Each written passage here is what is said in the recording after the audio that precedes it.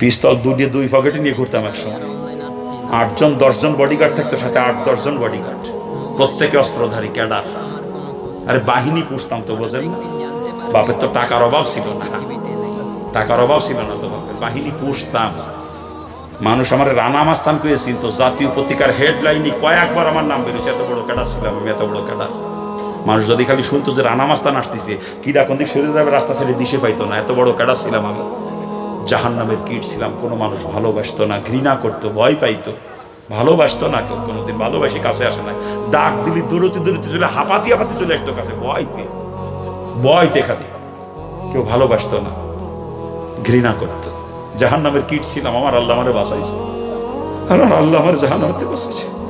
সারা জীবন যদি সেজদায় পড়ে থাকি, কোনোদিনই শুকরিয়া আদায় করে শেষ করতে পারবো না। জাহান্নামের কীট।